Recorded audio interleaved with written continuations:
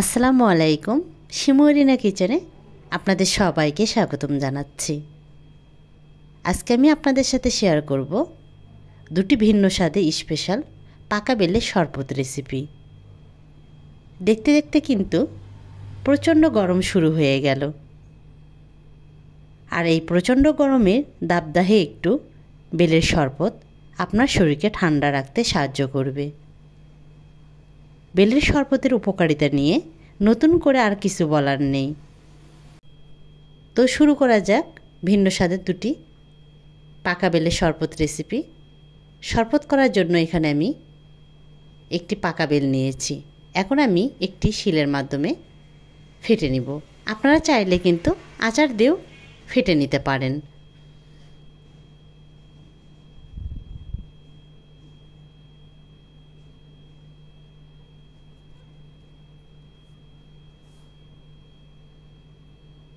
এখন আমি একটি চামিচের সাহায্যে পাকা বেলের পালগুলো তুলে নিব।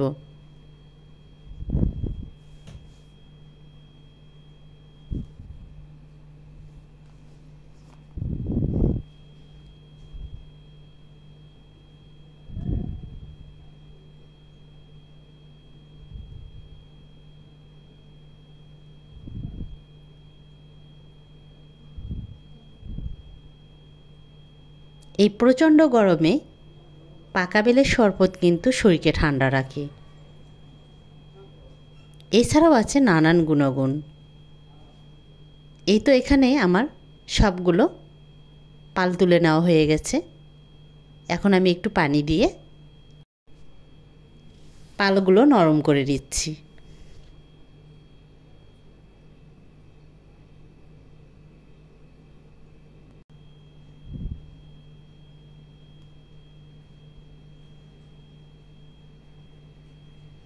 এখন আমি একটি ছাঁকনির সাহায্যে বেলের ভিতরে যে আঁশ থাকে বা বিচি থাকে এগুলো আমি আলাদা করে নিব। ভুলেও কিন্তু আপনারা ব্লেন্ডারে এই পাকা বেলের শরবত করতে যাবেন না, তাতে কিন্তু টেস্টের লেভেলটা একদমই ভালো থাকবে না।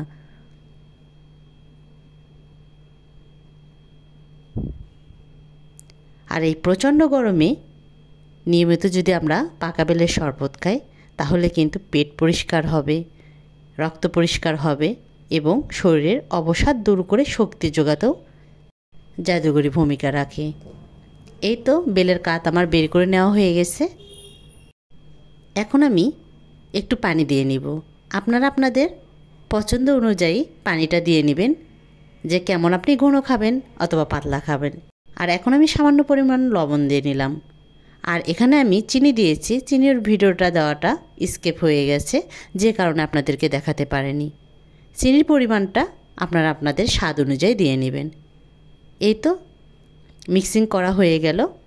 এখন আমি প্রথম স্টেপে একটি শরবত বানায় দেখাবো। তার জন্য একটি গ্লাসে বরফ দিয়ে নিলাম।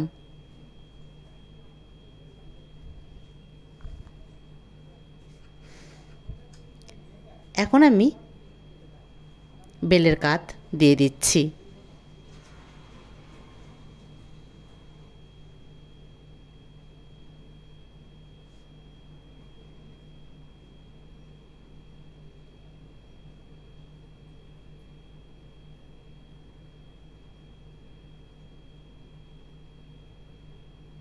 এই তো রেডি হয়ে গেল প্রথম ধাপের একটি বেলের শরবত। একটু নাড়াচাড়া দিয়ে নিচ্ছি। এখন আমি দ্বিতীয় ধাপের আরেকটি শরবত বানিয়ে দেখাবো। এজন্য আরেকটি আমি গ্লাস নিয়ে নিলাম। এখন আমি দুধ দিয়ে দিচ্ছি। এখানে আমি হাফ কাপ পরিমাণে দুধ দিয়ে দিব। দুধ দিয়ে কিন্তু বেলের শরবত একদম ডিফারেন্ট স্বাদ পাওয়া যায়।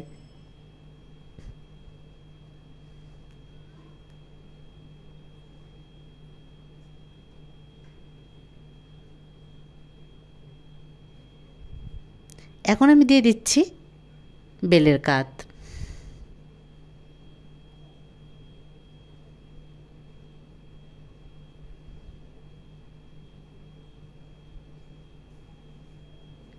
এখন দিয়ে দিলাম বরফ।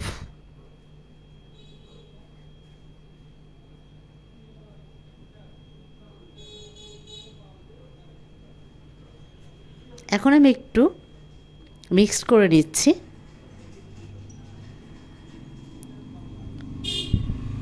আর বেলের শরবতে কিন্তু প্রচুর পরিমাণে প্রোটিন, শর্করা, থায়োমিন, ক্যারোটিন আরও অনেক পুষ্টিগুণ আছে। বেল হজমে সাহায্য করে, বেল কিডনি ভালো রাখে, কোষ্ঠকাঠিন্য সহ নানান রকম পেটের অসুখ দূর করে, যেমন ডায়রিয়া, আমাশয়, গ্যাস্ট্রিক, আলসার দূর করে। এত গুণ যে ফলে আছে সেটাকে কিন্তু আমরা পাত্তাই দেই না। তো আপনাদের কাছে আমার এই ভিডিও যদি বিন্দুমাত্র ভালো লেগে থাকে, প্লিজ আপনারা যারা এখনও সাবস্ক্রাইব করেননি সাবস্ক্রাইব করে পাশে থাকা বেল বাটন অন করে দেবেন। আপনারা সবাই ভালো থাকবেন। আল্লাহ হাফিজ।